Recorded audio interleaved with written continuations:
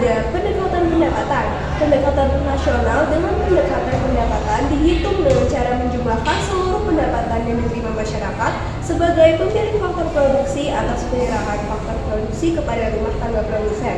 Secara matematis, perhitungan pendapatan nasional dari sisi pendapatan sebagai berikut, yaitu PN sama dengan R ditambah W ditambah I ditambah P.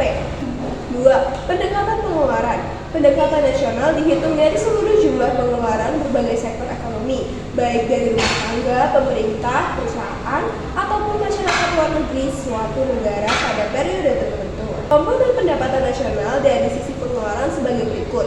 A. Pengeluaran konsumsi. B. Pengeluaran investasi. C. Pengeluaran pemerintah. Dan D. Ekspor dan impor. Yang ketiga, pendekatan produksi. Pendapatan nasional merupakan penjumlahan dari seluruh nilai barang dan jasa yang dihasilkan oleh seluruh sektor ekonomi masyarakat dalam periode tertentu. Untuk menghindari perhitungan ganda dapat digunakan metode perhitungan nilai tambah. Nilai tambah yaitu selisih antara nilai output dan nilai input. Untuk mengetahui besarnya nilai tambah digunakan rumus NT sama dengan NO dikurangi NI. 4. Distribusi pendapatan. Distribusi pendapatan adalah cara pendapatan suatu negara dibagi antara penduduknya, mencerminkan kesenjangan antara kelompok kaya dan miskin. Ini juga merujuk pada pembagian hasil dari proses produksi kepada para pemilik faktor produksi seperti tenaga kerja, modal, dan tanah. Distribusi yang merata dapat mendorong pertumbuhan ekonomi dan mengurangi kemiskinan, sementara distribusi yang tidak merata dapat menghambat kemajuan dan menimbulkan masalah sosial ekonomi. Yang kelima, koefisien Gini, yaitu adalah ukuran yang digunakan untuk mengukur tingkat ketimpangan pendapatan atau kekayaan di suatu negara atau wilayah. Nilai koefisien Gini berkisar antara 0 hingga 1, di mana 0 Gini berkisar antara 0 hingga 1, di mana 0 menunjukkan kesetaraan sempurna dan 1 menunjukkan ketimpangan sempurna. Yang keenam, pertumbuhan ekonomi dan pembangunan ekonomi. Pertumbuhan ekonomi adalah peningkatan produksi barang dan jasa dalam satu negara atau wilayah dalam jangka waktu tertentu, biasanya diukur dengan produk domestik bruto atau PDB.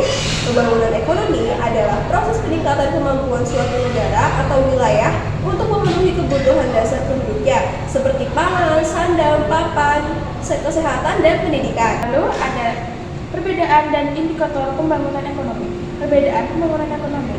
Pembangunan ekonomi adalah proses jangka panjang yang melibatkan perubahan struktural dalam ekonomi. Yang kedua ada indikator pembangunan ekonomi. Yang pertama, indeks pembangunan manusia atau IPM. Yang kedua, tingkat kemiskinan. Tiga, tingkat pengangguran. Keempat, tingkat akses terhadap layanan dasar. Yang kelima, tingkat kualitas hidup. Yang keenam, tingkat kesetaraan gender. Yang ketujuh, tingkat pembangunan infrastruktur. Lalu, teori pertumbuhan ekonomi. Teori pertumbuhan ekonomi adalah konsep yang menjelaskan bagaimana ekonomi suatu negara atau wilayah dapat tumbuh dan berkembang. Berikut adalah beberapa teori pertumbuhan yang terkenal. Yang pertama, teori klasik atau Adam Smith. Teori ini menyatakan bahwa pertumbuhan ekonomi disebabkan oleh peningkatan produktivitas dan spesialisasi kerja. Yang kedua, ada teori neoklasik atau Albert Marshall.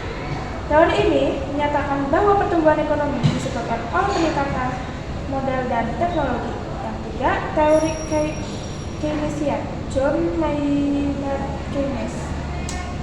Teori ini menyatakan bahwa pertumbuhan ekonomi disebabkan oleh peningkatan permintaan, agregat, dan peran pemerintah dalam mengatur ekonomi. Yang keempat, teori Harold Goldman. Teori ini menyatakan bahwa pertumbuhan ekonomi disebabkan oleh peningkatan investasi dan tabungan. Yang kelima, teori Solow Swan. Teori ini menyatakan bahwa pertumbuhan ekonomi disebabkan oleh peningkatan teknologi dan modal. Yang keenam, teori Endeavour.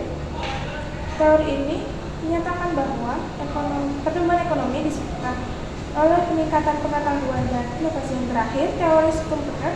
Teori ini menyatakan bahwa pertumbuhan ekonomi disebabkan oleh inovasi dan kewirausahaan. Yang kesembilan, ada ketenagakerjaan. Ketenagakerjaan adalah bidang yang berkaitan dengan hubungan antara pekerja, pengusaha, dan pemerintah dalam mengatur dan mengelola tenaga kerja. Yang selanjutnya ada angkatan kerja. Angkatan kerja adalah penduduk yang berusia 15 tahun ke atas yang memiliki pekerjaan atau sedang mencari pekerjaan. Yang selanjutnya ada tenaga kerja terdidik, terlatih dan tidak terdidik dan tidak terlatih. Yang pertama, tenaga kerja terdidik. Tenaga kerja terdidik yang memiliki pendidikan formal yang tinggi seperti sarjana, magister atau doktor. Contohnya dokter, insinyur, akuntan, dan lain-lain. Yang kedua, tenaga kerja terlatih. Tenaga kerja yang memiliki pelatihan khusus dalam bidang tertentu seperti pelatihan kerja khusus atau sertifikasi.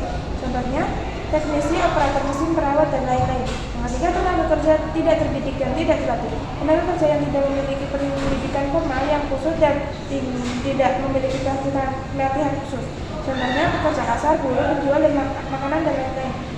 Selanjutnya ada pengangguran. Pengangguran adalah situasi di mana seseorang yang berusia 15 tahun ke atas tapi tidak memiliki pekerjaan, tapi sedang mencari pekerjaan. Yang ke-13, sistem upah. Sistem upah adalah cara perusahaan atau organisasi untuk membayar pekerja atas jasa atau pekerjaan yang telah dilakukan. Berikut adalah beberapa jenis sistem upah. Yang pertama, sistem upah harian. Yang kedua, sistem upah mingguan. Yang ketiga, bulanan. Yang keempat, berdasarkan produksi. Yang kelima, berdasarkan waktu. Yang keenam, berdasarkan kinerja. Dan yang terakhir, untuk berdasarkan komisi. Ya, itu adalah penyampaian materi dari kami.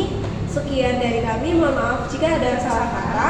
Wassalamualaikum warahmatullahi wabarakatuh.